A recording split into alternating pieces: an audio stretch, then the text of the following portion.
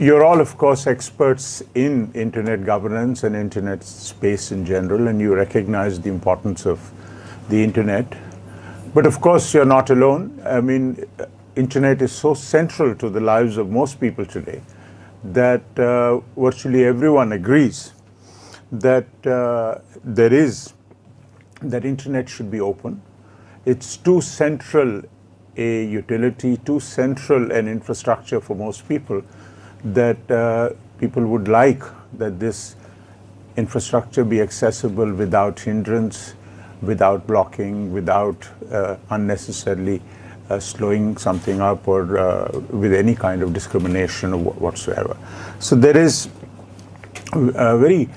there's a broad consensus that telecom operators who are now the predominant ISPs in most countries should not be allowed to discriminate between any kind of content on the internet. They should not be able to block something. They should not be able to slow something down. They should not be able to unnecessarily, or for their own commercial reasons, be able to prioritize content.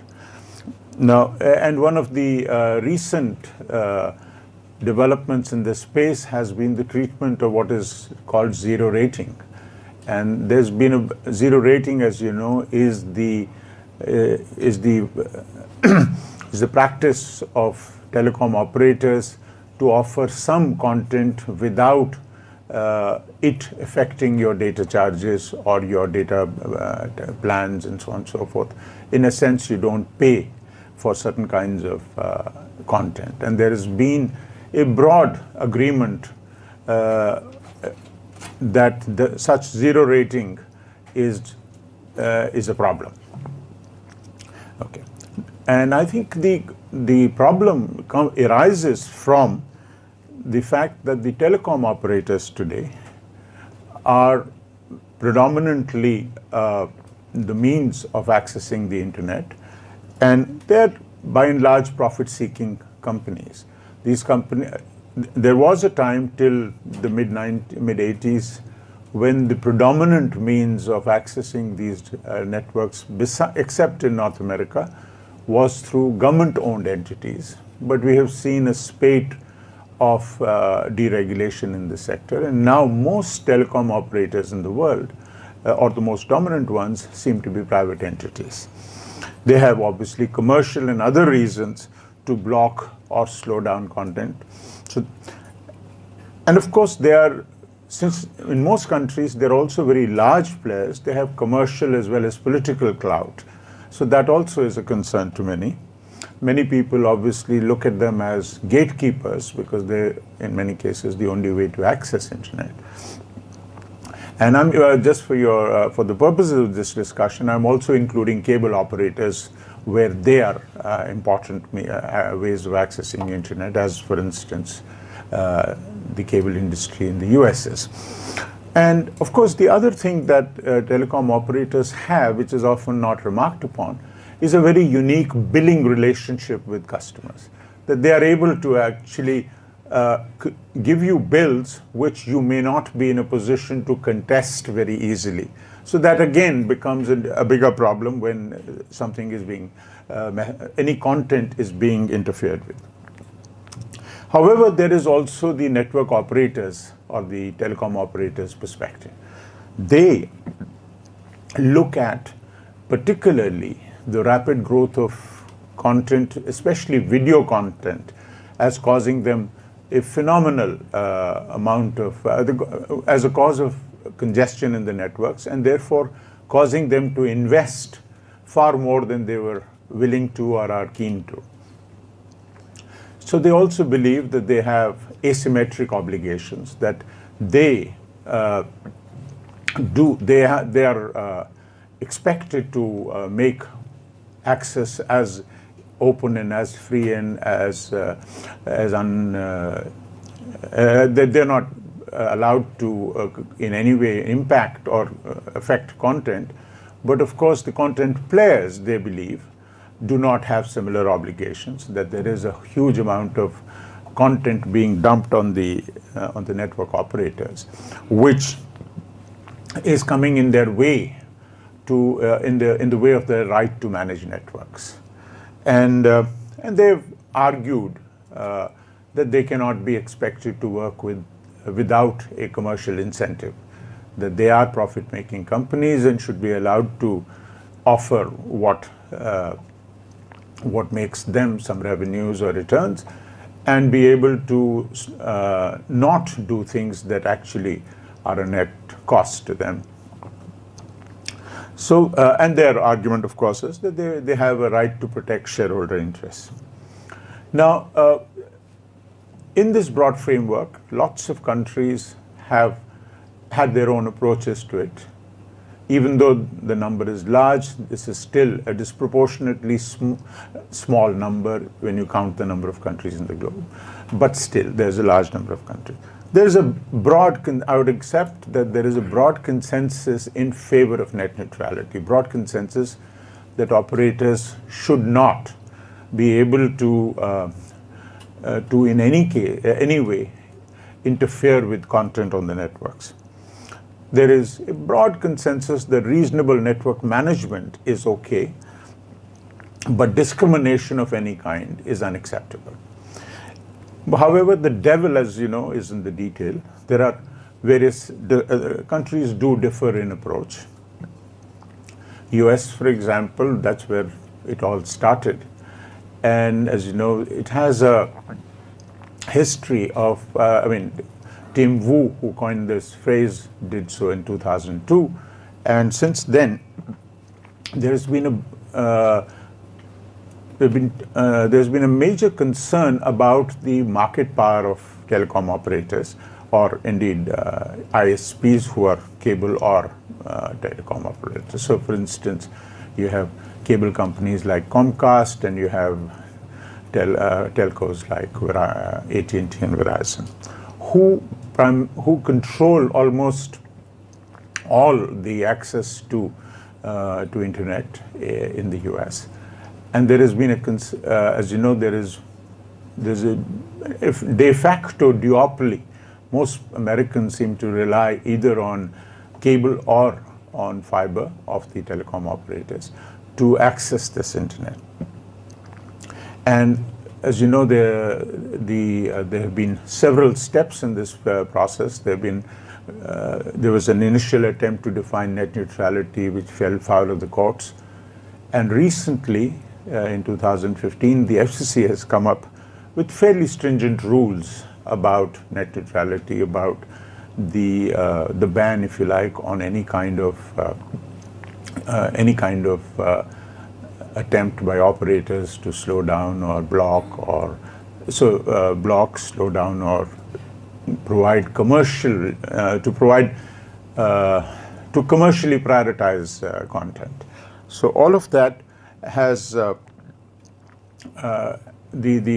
recent action has banned all that, and the telecom operators have now, or the ISPs in this case, are now being treated as the telecom operators with all the incumbent regulation that that used to apply to telecom operators, who till recently ISPs were considered information service providers, who had a far liberal, who were regulated far more liberally. There was a lot more freedom to act in the market, but that is now not the case. However, zero rating that I mentioned earlier continues to be legal, although it must be dealt with on a case-by-case basis.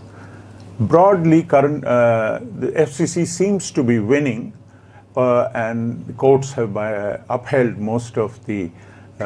upheld its case in most recent litigation.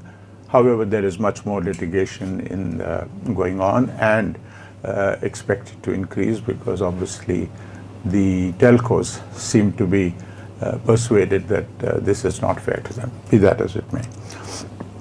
Other countries, many are yet to act, as I mentioned, but several countries, particularly in the Asia-Pacific region, have been a lot more reluctant to act. And for instance, Australia has virtually no serious regulation on net neutrality. Japan, New Zealand, Sweden, and these are European, Sweden, Switzerland, Russia, China, have by and large underplayed the challenge or the threat of violations of net neutrality. And in fact, Japan, as in fact Adam Peake has pointed out in one of his papers, is a very interesting case because while it has it allows a whole lot of violation of what would be considered net neutrality, it in fact has some of the guidelines require a platform unbundling. In other words, there is an obligation which is over and above what is required in other jurisdictions in Japan to not even discriminate between platforms. So this is something interesting.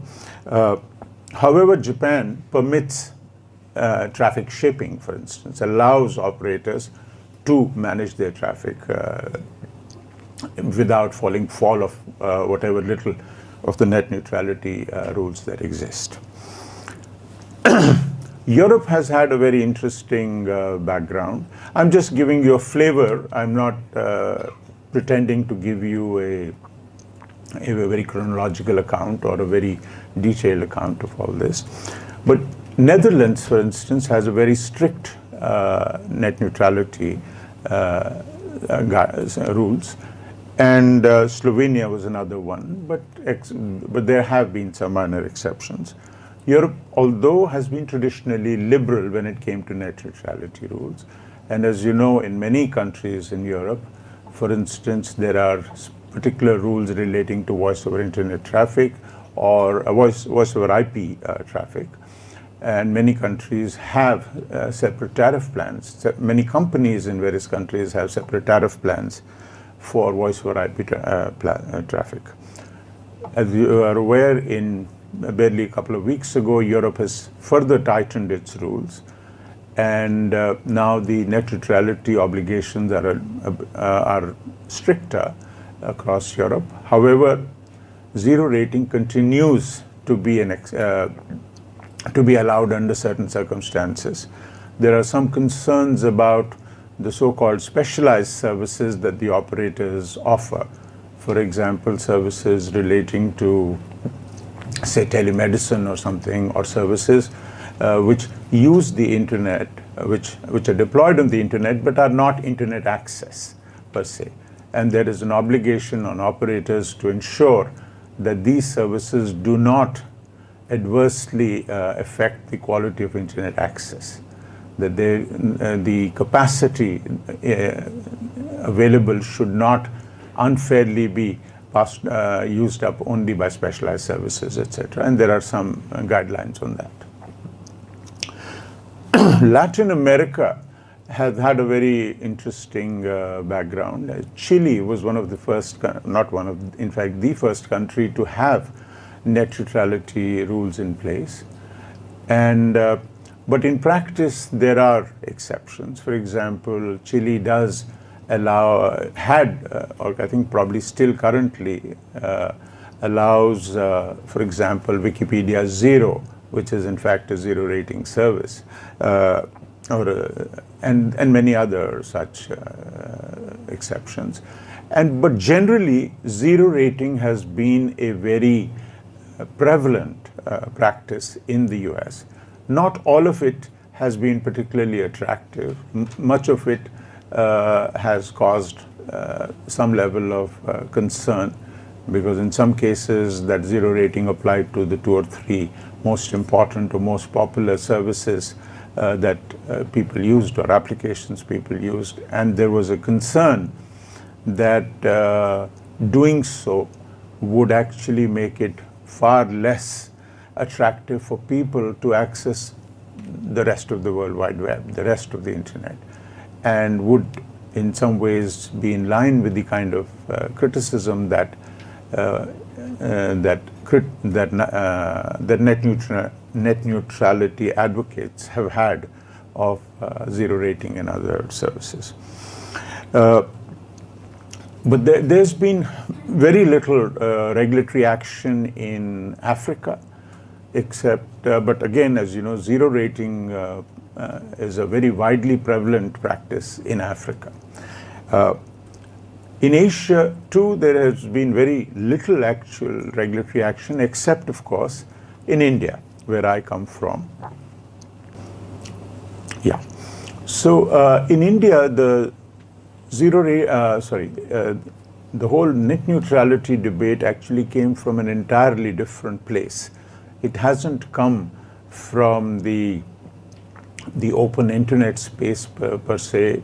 It actually has its origins, in fact, in the over-the-top services, OTT services like Skype and like WhatsApp, etc.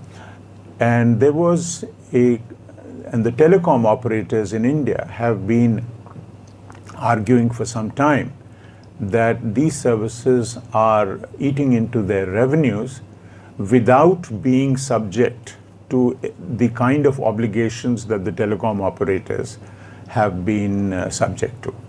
So, for example, there are in India, and Professor Chon had asked me to spend some time on the Indian case, so I'll try and summarize some of those issues. Now, in India, the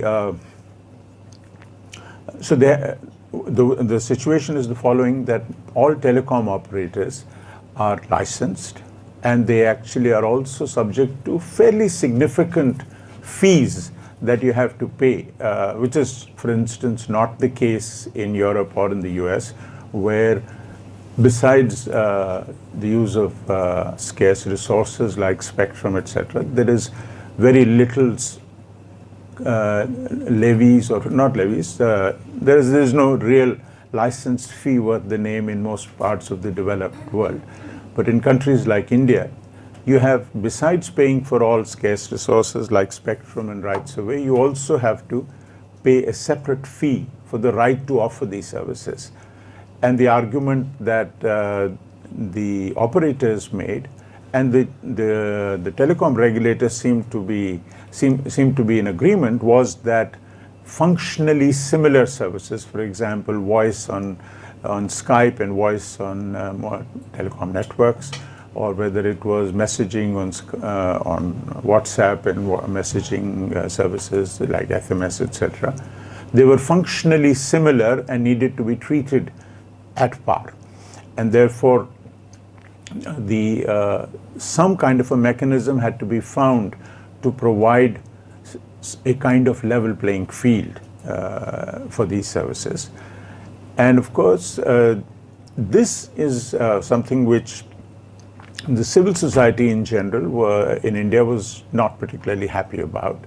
And of course, a large number of users were very upset that this might mean that some of these services would now become expensive or would need to be paid for. Indeed, one of the operators actually decided to impose an extra fee to be for users of voice over IP services like Skype and WhatsApp, etc. But that led to a major backlash, and very soon those the telecom operator had to withdraw this. Then there was an attempt by the telecom operators again to start zero rating services in the form of toll-free services for data, where certain companies could have an arrangement with the telecom operators and allow their users to access their services without incurring data charges. So that again led to a lot of public criticism, and a lot of the commercial players who had joined the toll-free service, or who had decided to work with the operators to offer these toll-free data services, a large number of them opted out and decided not to go along with that.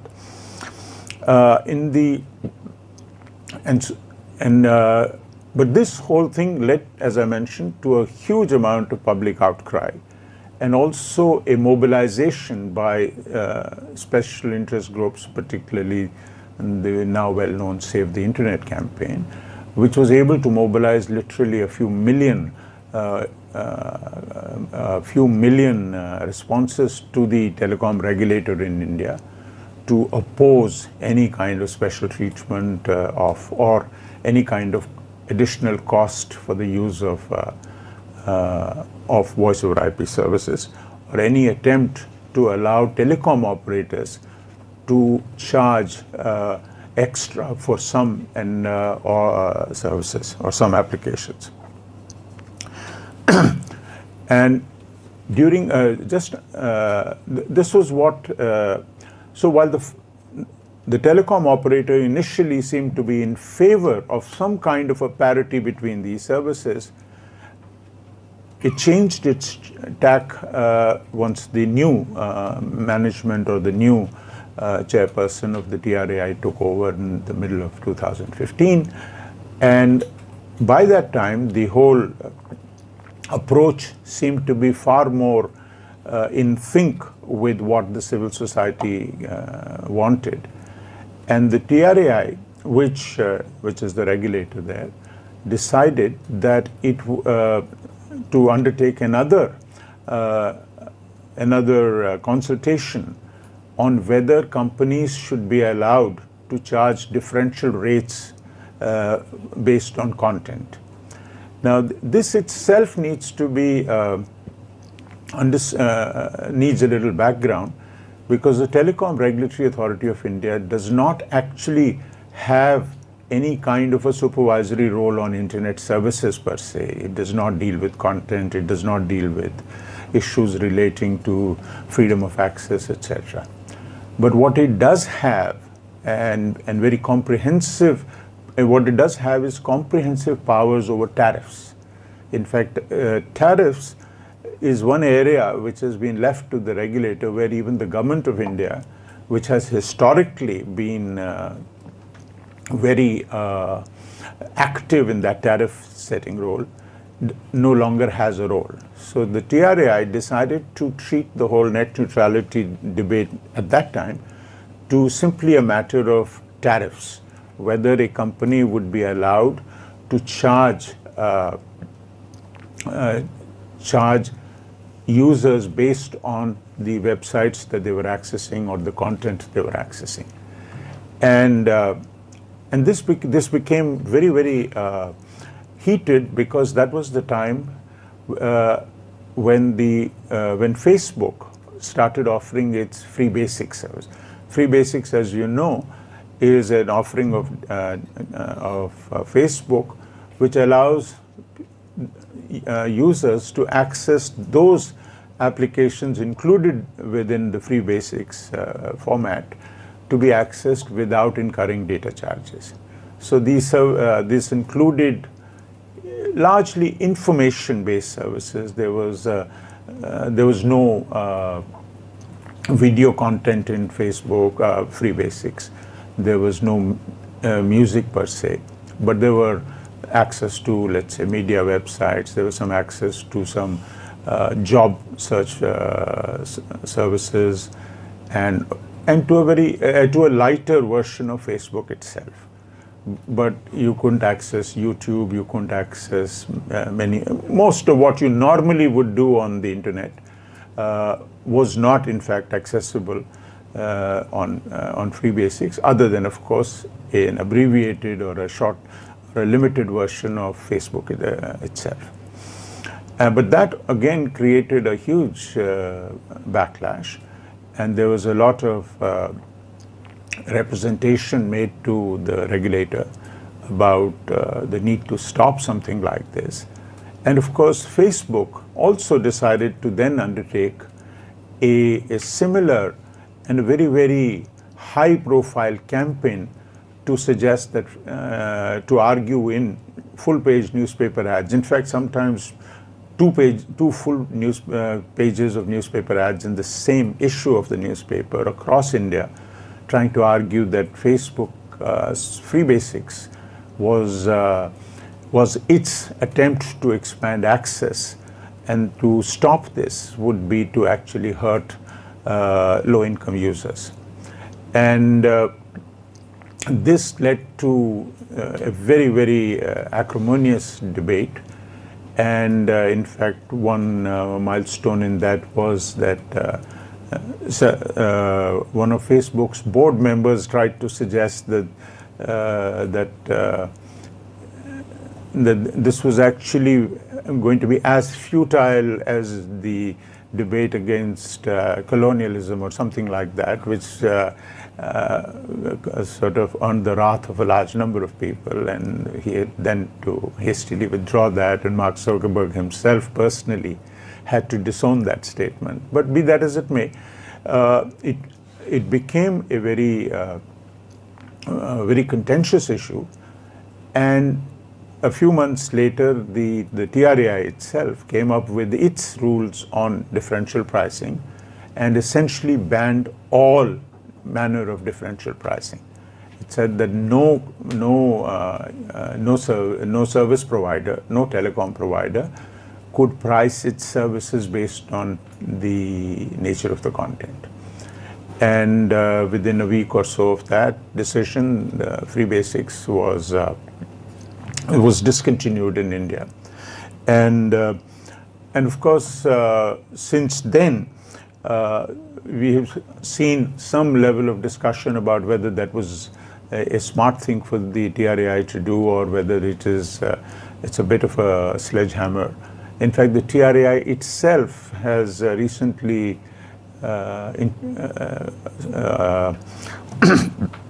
come up with consultation papers on whether there are other acceptable ways of toll-free services on the internet. And so there is some level of, I would say, some level of rethink, if you like, within the regulator, whether the differential pricing decision was in fact too sweeping and too broad. But we haven't heard the last of that. But my final remark on this is that actually you'd be surprised to know that the TRAI is now actually beginning its consultation on net neutrality, after having taken several decisions to do with net neutrality. The actual consultation of over net neutrality rules, etc., is only now going to begin. A pre-consultation paper has been shared, and very soon we hope to see a detailed consultation paper, and then a final decision would be taken on how India deals with net neutrality. By and large, the politicians seem to be in favor of net neutrality. The telecom operators have constantly argued in favor of parity for functionally similar services, etc. And civil society, mobilized civil society organizations are also a lot more aggressive about the pursuit of net neutrality. So that is roughly what happened in India, and I'll be happy to take more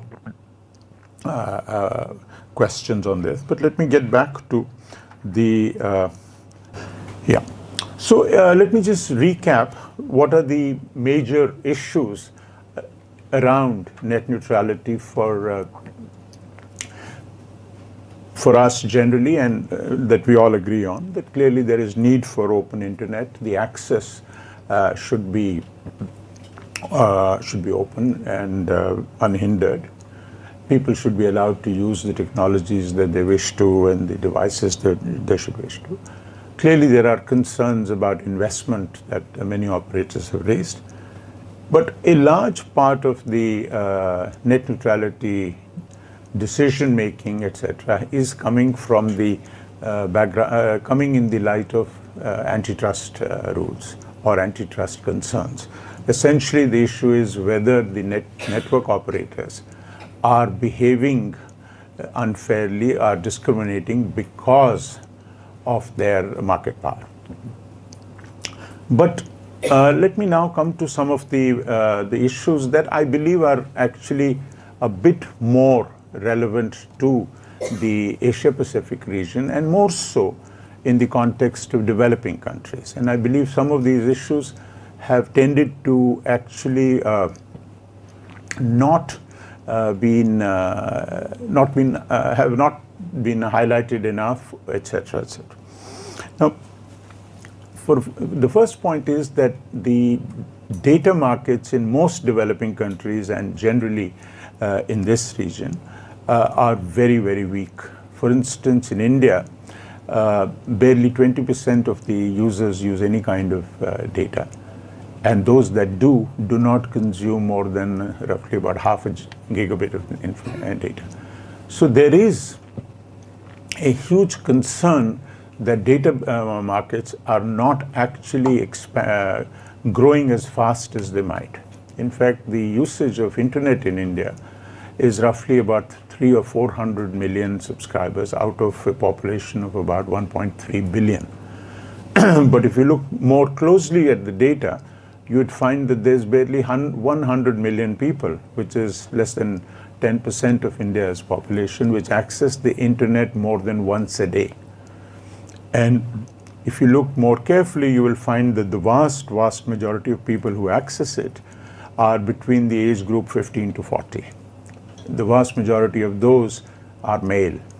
So when you look at all that, you find that actually the access issue in countries like India is a huge one. And let me also give you one other data point. India has roughly 1 billion plus mobile connections. But if you translate it into number of unique users, it is roughly 600 million. So basically, so essentially mobile usage is roughly 50% of India's population. So there is even a fairly long way to go in expanding mobile access, even though the numbers on the face of it are very impressive, but when you look at actual access to users, it's a huge issue. So clearly investments in networks are a major issue. The other thing that, the point is our net neutrality rules will need to deal with some of those issues. The second point actually is, and this is something that I would like to present before you, does mobile access change anything? The point remains that the vast majority of developed countries have ubiquitous, nationwide access to fixed line networks. But in developing countries like India, for example, 97 to 98% of all users are dependent on mobiles. And more than 65% of the internet traffic travels on mobile networks. So, and also mobile networks are ironically far more competitive across the world, and more so in developing countries. In fact, in India, you will find that in virtually every city of India, I would say at least a few hundred cities in India, you will have a choice of about 10 mobile operators. Okay, so which is, and also that switching between operators is virtually free. It costs 19 rupees. 19 rupees is not even, I think about 15 cents or something like that. Yeah.